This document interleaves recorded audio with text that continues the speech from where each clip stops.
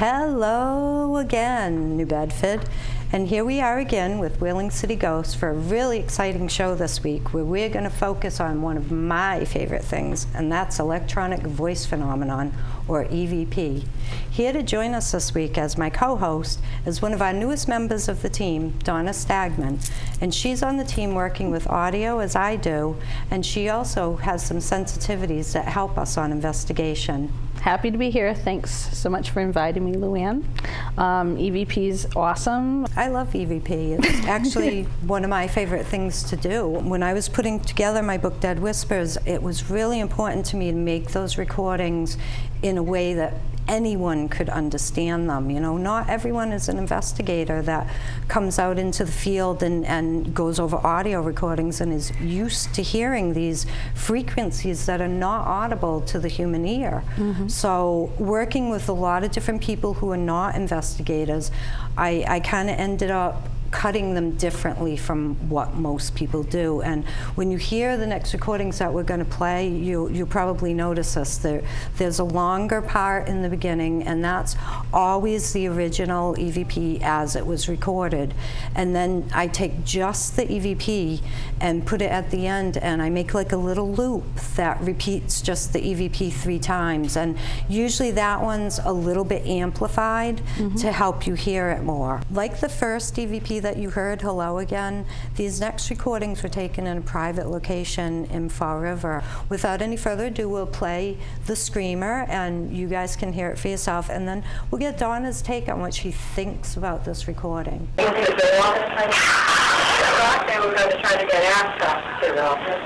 But the light came up, you see like a shadow under the door.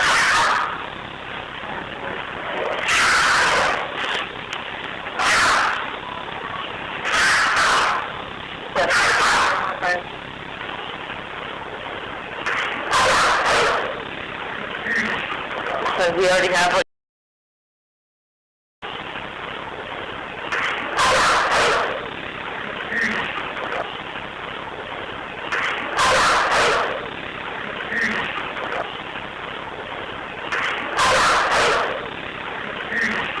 That's an interesting, actually, recording. It sounds like there's a lot of fear, and it sounds like there's a lot of heartache and a lot of turmoil wrapped up in there. And then the ending with the male, who are you? Get out or leave. Yeah, that kind of foreboding, like, don't be poking your nose. Why are you guys looking at this? Like they're covering something up. With this particular one, you've got the pictures happening. I find the recording Nathaniel Hall.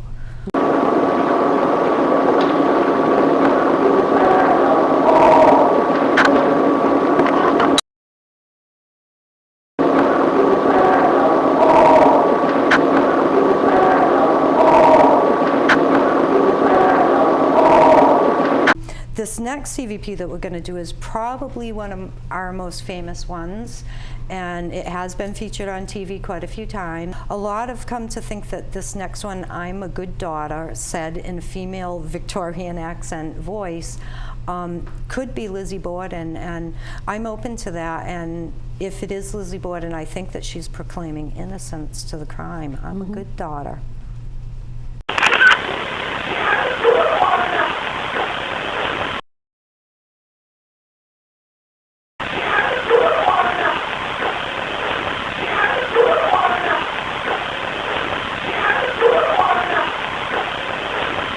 Pretty interesting. I always wondered if she did it.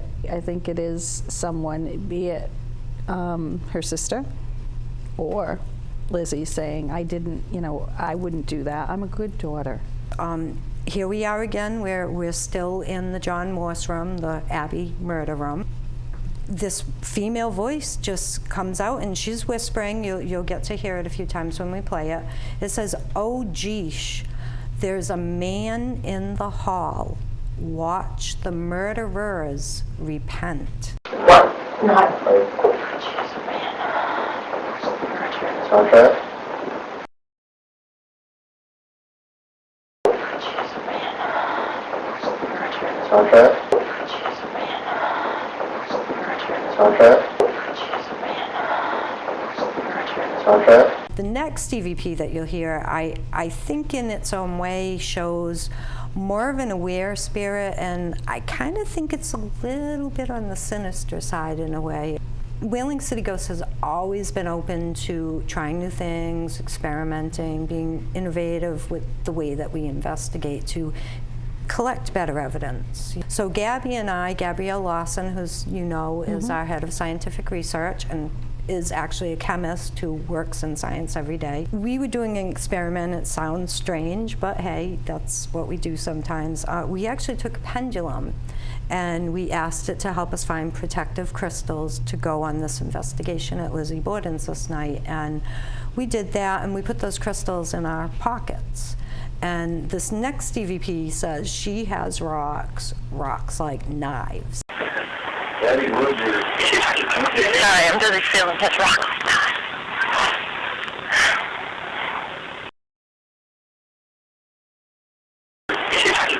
Sorry, I'm really feeling this rock.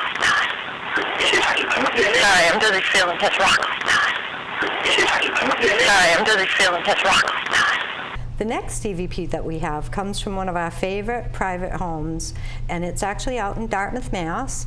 And we've been there several times over quite a few years, since about 2004 or 5. There is one thing that we're coming to wonder about, and that is the level of PCBs and some other pollutants that we found in the area that include lead. Cadmium is out there. Cadmium is actually like a hard metal that they use to put in batteries. I was going to say, it's a wonderful conductor. There's mercury out there. Oh, yep.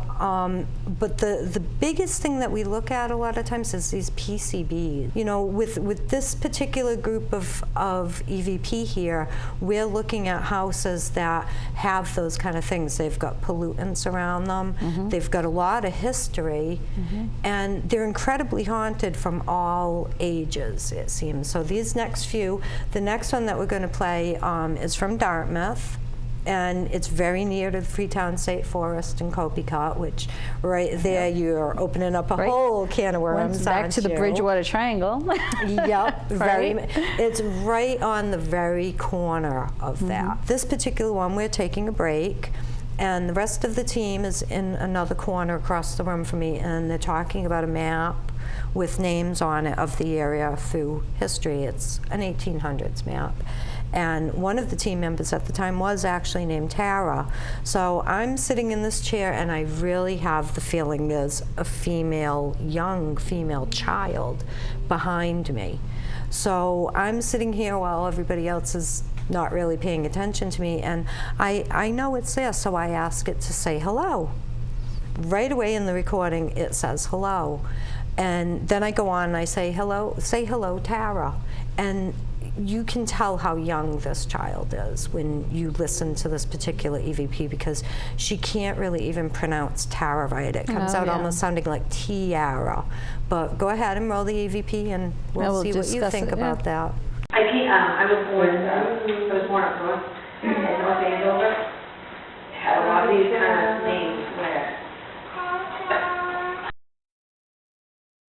in North Andover, in North Andover, in North Andover.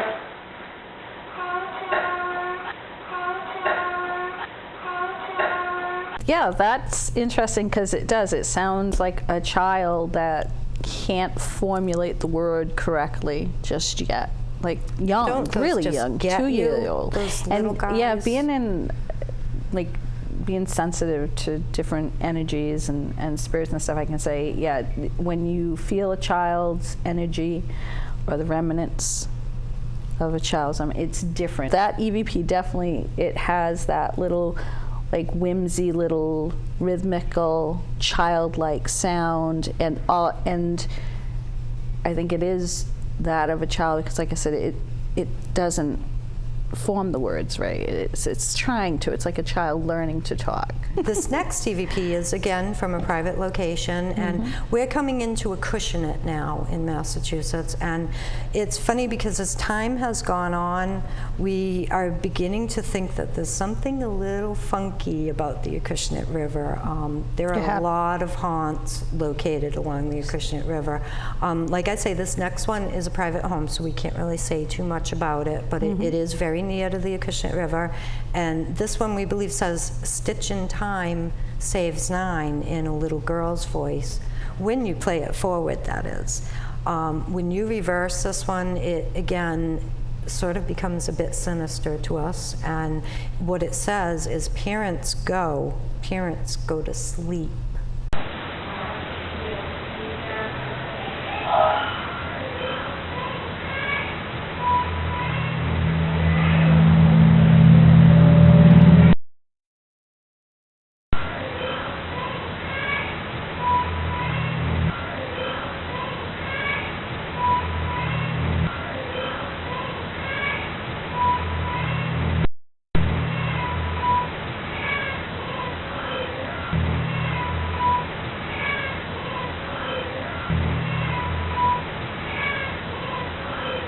Okay, yeah, stitch in time saves 9. That's actually an old saying.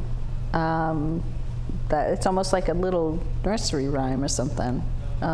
So, sure, okay, when you reverse it, that's creepy. This was actually a very negative case, and this poor man who, again, lives out in Acushnet along that river, he was not doing very well. He was in a lot of pain.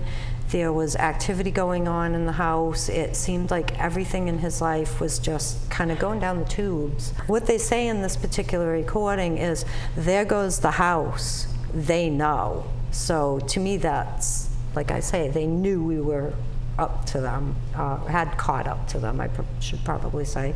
You take this particular recording, there goes the house they know, and you reverse it, and it becomes a bit more sinister because it says, burn this mother with fire, and it's kind of freaky. So we're going to listen to that one, and the next one is, again, it has a reversal, so I think it's a little more sinister. And what this one says, it's actually one of Susan Swanbeck's recordings, don't think you get to party. And we take this and we reverse it, and don't think you get to party becomes, we come to get you people. And that, to me, is definitely a little bit threatening. So roll those EVPs for us, and we'll see what Donna thinks of them. All right, so the Nottingham one that was facing, so this is kind of like the back of the house. No, this, yeah, this is the back. This. The back of the house. The back of the house. The back of the house.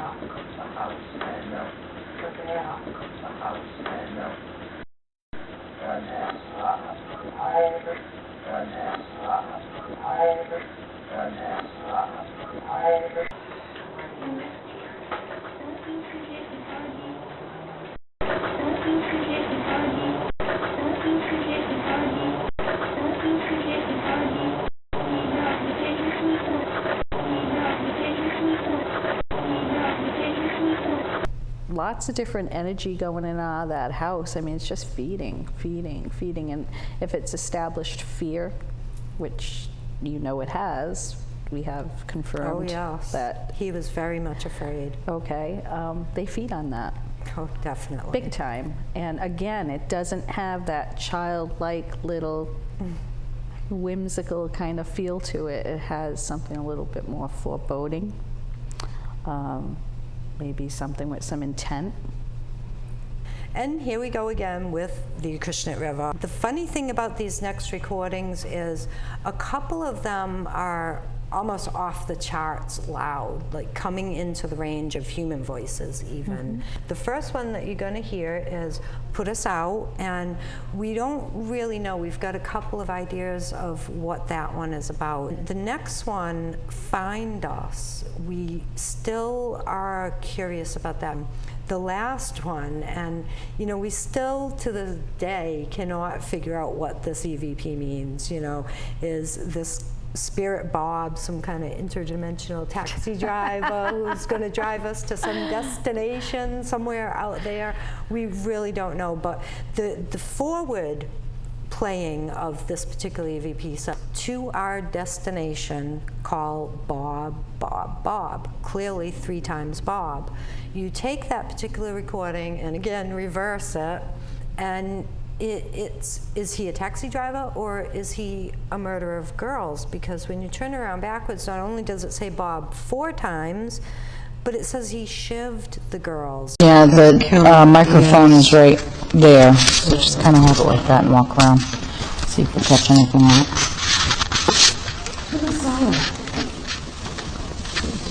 Okay.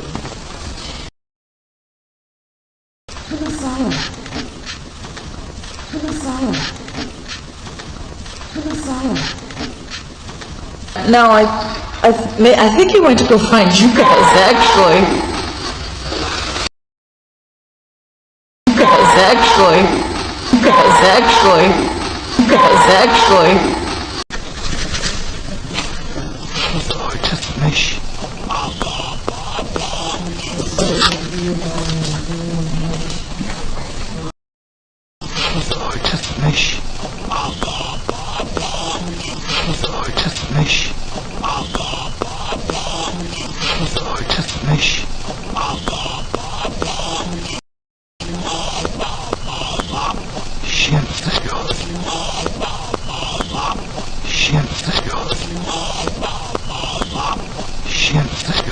Yeah, Bob, that was interesting. It's odd that you have Bob one more time when it's reversed. This was one that we actually got in the Freetown State Forest, which is, everyone knows, is a part of the Bridgewater Triangle that everyone's been talking about lately. And this is another one that reverses into something else. This one's not particularly sinister. It's just odd.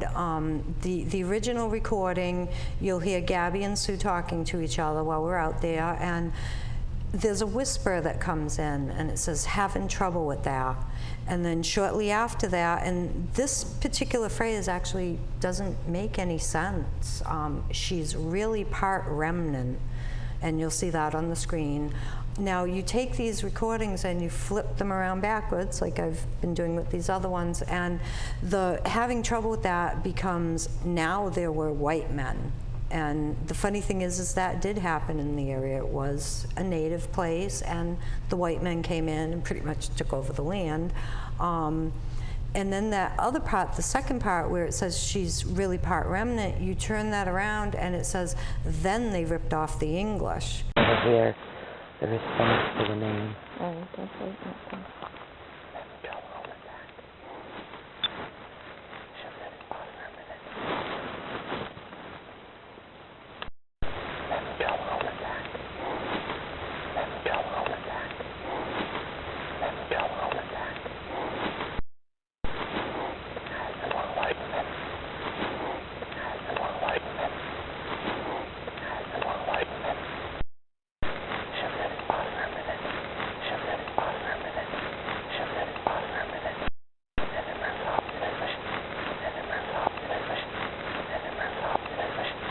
what is next? Well, a very, very old actual landmark in New Bedford that has a pretty long history is Fort Tabor down in the south end. We'd been there for a while, we had hit all the buildings, and we were about to go into the Milliken, and we were actually standing there, and I was having one of those bad cancer sticks, and this EVP comes in and it says, "I'm in the history of Pope Park."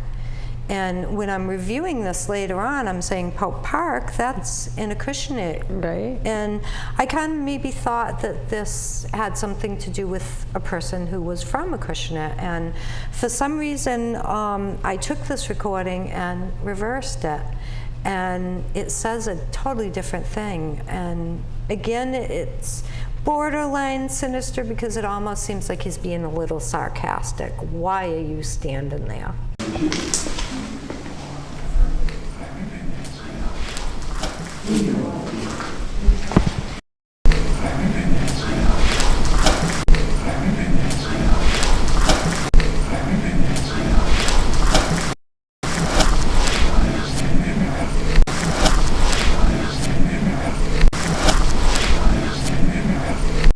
So we're looking at another private location, and once again, we're on the Acushnet River. I kind of think a lot of that building is residual and we're speaking of a lot of these ghosts that we think are aware and are communicating with us, the living. These residual haunts, there's really no aware spirit, and I'm sure you've run into that before. It's more of almost like somehow an event gets trapped in the time continuum, and something, we don't know if it's a person or an energy or an event, or sometimes it just happens on the anniversary of the particular day of these events. It sometimes plays out and we may see it, we may hear it, and in these cases we might actually record her. The first one, you'll hear a female voice, and the first piece of it, it's very low. You may not hear it unless you jack up your TV a little bit, but we did bring the sound level up in the loop, but you should hear a female say, "Someone stabbed her." But then we go on and we have something else that's again female, and you've heard it and you feel that it has a foreign accent, and there's emotion in this, and she sounds very upset. "Don't do this, Alex." And we don't know if this has to do with the other particular EVP that we're playing now, but you know, Alex was going to do something, and what it is, we don't know, but this female was very upset about it at one time, and that, just her emotion might have been enough to imprint it there.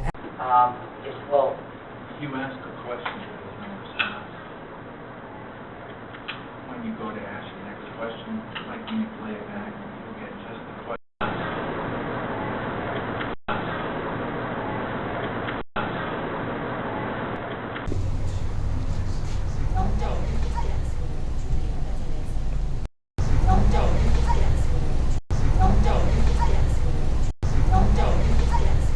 So next up, you're going to talk about, unfortunately, something I couldn't meet you guys on this investigation. I was missed sick. out on a great investigation. You know, I'm going to try not to rub it in, but Gallery X it's going to be on our list of favorite haunts forever. One of them, you know, I'm sorry, but this is an aware spirit, and I'm going to keep saying that it was Sue, who is, you know, the blonde, because I'm sorry, but I'm a brunette. I may have been talking in the beginning of this EVP, but Sue's the blonde. So what this particular EVP said was stupid blonde. And in order Sue's not to... stupid. She's not stupid, actually, but, you know, what do ghosts think we have no control over? He was probably talking to me because I was asking them why they were crying. Now, another example that will help you to know if a spirit is aware is they will know our names, and the next one that's going to play in the block will be Here Comes David, and that would be David, and he was actually coming up the stairs to the first floor of the building, and he actually thought one of the employees was up there. We did have someone with us that night, and he's talking to her, but she's not there, she's in the ladies' room, and they hear him coming up the stairs and they announce, "Here comes David." You guys had an interesting EVP down in the basement, correct? We did. That's actually one of my favorite ones. I have a few favorites of all time. Shut the Door, Baby, We're Trying to Sleep. And I believe that is probably from the time of when the Pilgrim Church was in there. And they had done extensive work in the basement so that they could have a Sunday school for the children down there. The next one, we have been teasing poor Mark about this ever since. It's actually one of Mark Pacheco's recordings, and he is playing with one of our devices that's called a REM pod, and this is a little device with an antenna, as you know, and it emits electromagnetic field around it. And anything coming into contact with that electromagnetic field is going to break the field, and the device is going to alarm and light and, you know, bells and all kinds of streamers come out and everything. And that tells us that something broke the field. It could be a ghost. So he's actually seeing how sensitive one of them is that we have up on the stage on the first floor. And I guess the ghost thinks that touching it more than once makes him simple. So this next one that you'll hear in this block is He's a Simple Brat, and no, Mark has never lived that one down since. Makes me sad to hear you crying and not know why.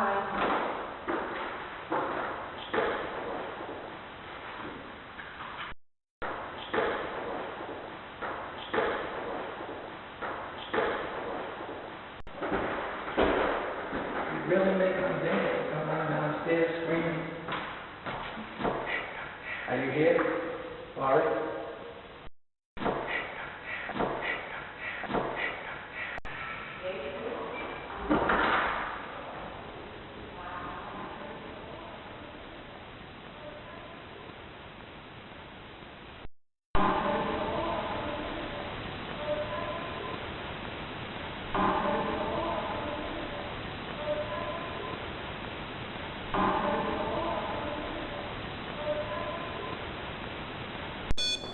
That's just me.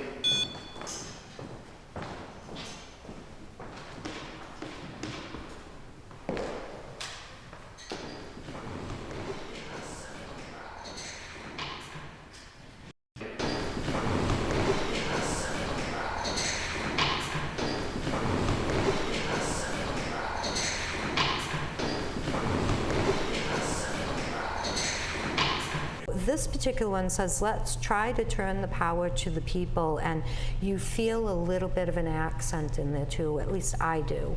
The next one is, it had more than just, and I love when this happens, when it's not just an EVP, but there are other things going on. And this was a little bit earlier in the night, and we had split up into teams. Sue and Mark were upstairs. David and I were down in the basement. I'm always in the basement, aren't I?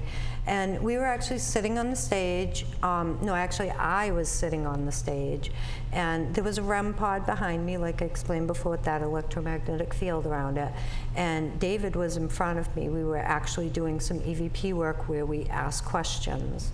And as we were going along, suddenly the REM pod alarm goes off, and we turn around and we look at it, everything goes back to normal.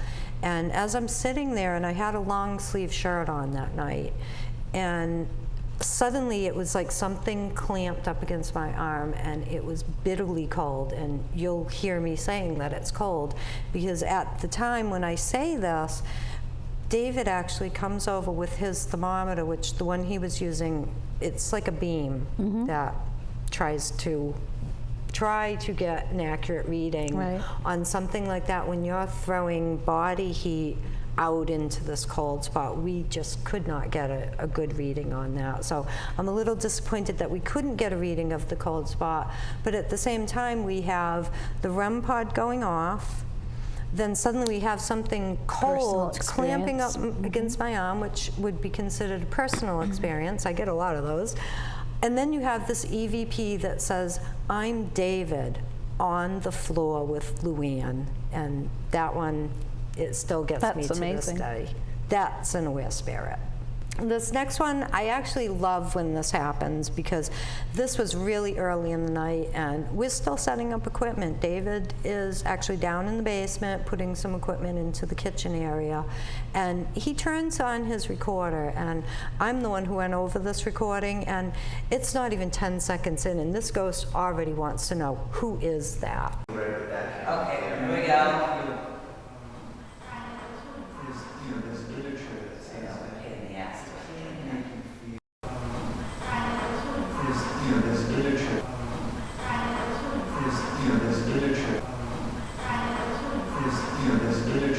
Brr, it is cold.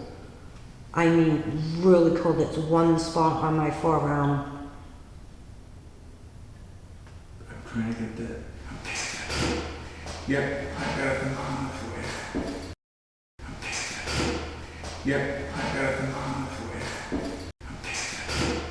Yep, I got them on for you. Yep, I got them on for you.